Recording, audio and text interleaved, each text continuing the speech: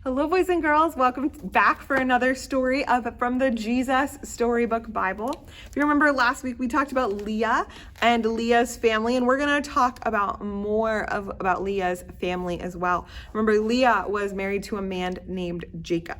So today's story is called The Forgiving Prince, Joseph and His Brothers, from Genesis 37 through 46. So we're going to cover a lot of chapters in the Bible today. Are you ready?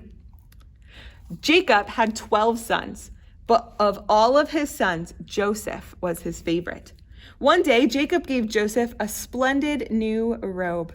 It was beautiful and rich with all colors of the rainbow, but it made Joseph's other brothers jealous. They wanted rich rainbow robes too. You see the pretty rainbow robe? And all of his brothers being jealous in the background.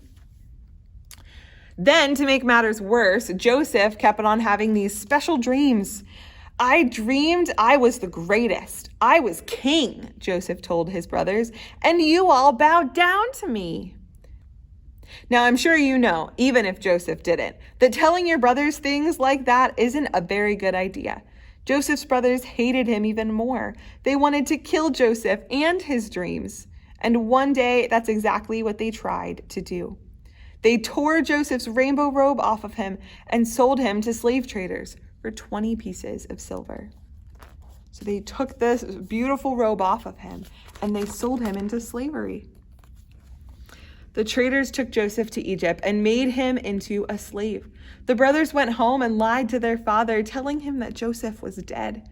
That's the end of that dreamer, they thought. But they were wrong.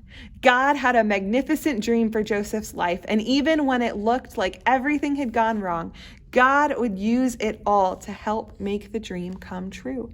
God would use everything that was happening to Joseph to do something good. Meanwhile, though, things were not looking good for Joseph in Egypt. He was far from home and from his dad. Then he got blamed for something he didn't do. And even though he hadn't done anything wrong, he was punished and thrown in jail. But God had not left Joseph. So they took him. There's his little robe in a heap, and they took him away. And then he was in prison. But God was with him. One night, Pharaoh, the king of Egypt, had a scary dream about thin cows gobbling up fat cows. What on earth did it mean? He didn't know, but Joseph was a dream expert, so Pharaoh sent for him. It means a famine is coming, Joseph explained. There won't be enough food. Pharaoh was so pleased by Joseph's skill that he immediately took Joseph out of jail and made him a prince. Now back home, Joseph's brothers had run out of food and everyone was hungry. God's special family was in danger. If they didn't get food soon, they would starve to death. So Joseph's brothers traveled to Egypt to buy food. They came and knelt before the new prince. His brothers didn't know that prince was Joseph. But Joseph knew who they were. Joseph's dream, the one about his brothers bowing down to him, was coming true. "It's me," Joseph cried. When they saw it was Joseph, his brothers were afraid. They had wronged Joseph. They had sinned, and they knew it. Now Joseph would certainly punish them. But Joseph looked at his brothers, and his eyes filled with tears. Even though his brothers had hurt him and hated him and wanted him dead, in spite of everything, he couldn't stop loving them. No matter what, he still kept loving them. His heart, which they had broken, filled up with love, and Joseph forgave them. Joseph threw his arms around them. "Don't be afraid," he said.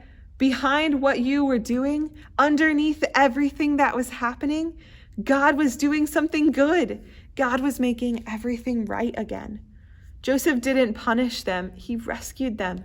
He brought God's special family to live safely with him in Egypt, where there was food. One day, God would send another prince, a young prince whose heart would break. Like Joseph, he would leave his home and his father. His brothers would hate him and want him dead. He would be sold for pieces of silver. He would be punished even though he had done nothing wrong.